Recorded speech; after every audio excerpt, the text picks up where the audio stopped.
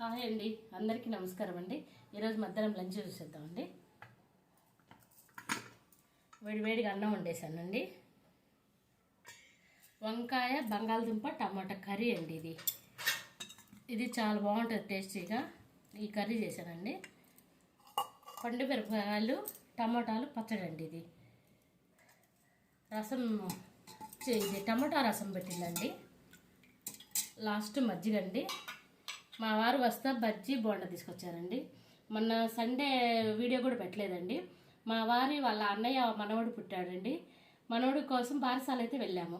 అక్కడ వాళ్ళ నర్సరావుపేట అండి. నర్సరావుపేటలో మా బావగారు అబ్బాయి బ్యాంక్ మేనేజర్ అండి.